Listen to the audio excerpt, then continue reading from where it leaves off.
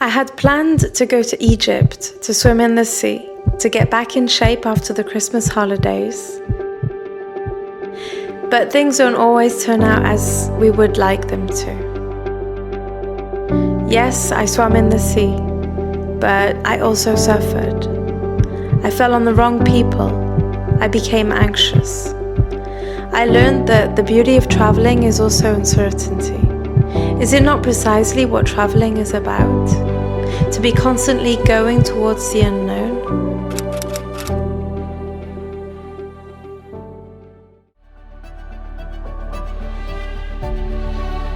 Then I went back to Jordan.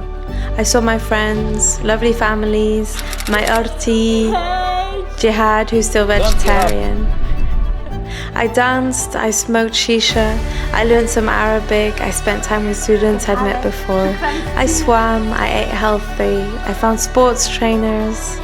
I also met women who shared their story with me, and that made me want to talk about women in the Middle East and their social representation. So I shot a short film with incredible Raneem, who agreed to help me achieve this project, important to her too. This short film is called Zina. It was shot in a few hours before I took a flight to return to Greece. Back in Athens, I lived with adorable Nikos, then I moved to Iaki's place. You know, this amazing guy who'd shown me his hometown in the snowy mountains. I made an online presentation about plastic again for Jordanian students, and a few days later I received these videos. I knew they were not going to solve the plastic problem with a magic wand, but it gave me hope. Iaki and I spent a lot of beautiful moments together. I felt safe and peaceful. I went back into working out and stretching. I continued my headstand practice, and I even took silks and aerial hoop classes. Iaki and I completely stopped eating sugar and white bread.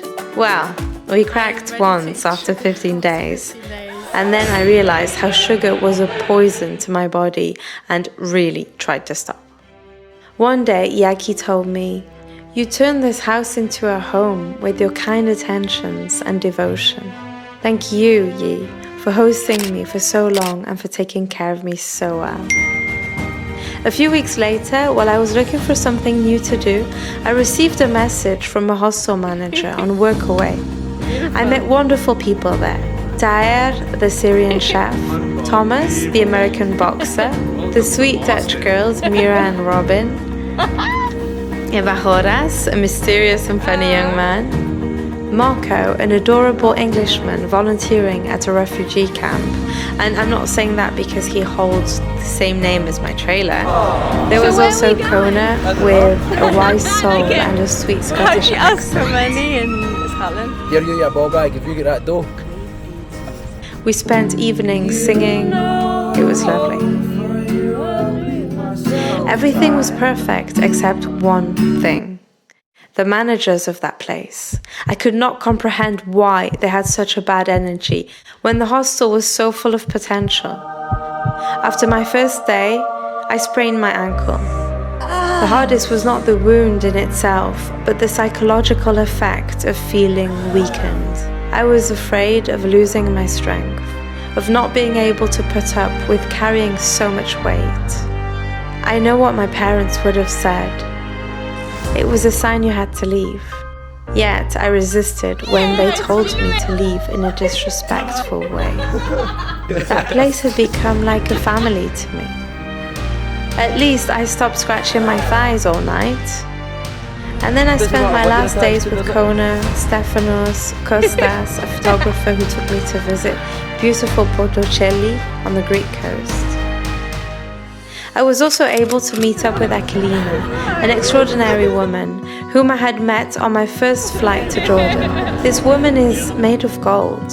It leads me to think that people often believe relationships are superficial while traveling, but I'm sure some links will remain well anchored. I know it. So this is it. I spent the winter in Athens. I saw the sun, the rain, the snow, all sides of the Acropolis. I sprained my ankle, I started aerial silks and hoop.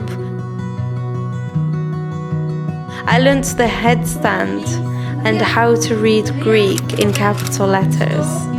And in total, I stayed at 8 different places in Athens.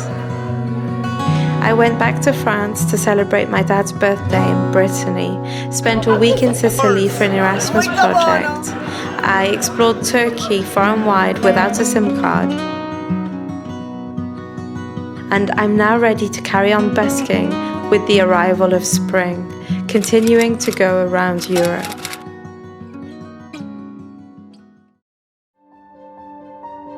When I start feeling anxious and weak in a given situation, I paradoxically become afraid of leaving it.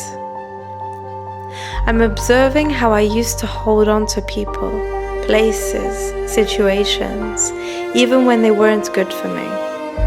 I still sometimes do, but I notice it now. My body speaks to me. The unknown is frightening. It's a dark room in the mansion of our life. But this dark room will only light up if I dare to open the door and step in. And even when I'm forced to leave, when I feel like it's a failure, it's only after I realize that it was all an opportunity. In life, we forget our power to say no. Step out, to open that frightening door that leads to happiness, fulfillment, and peace.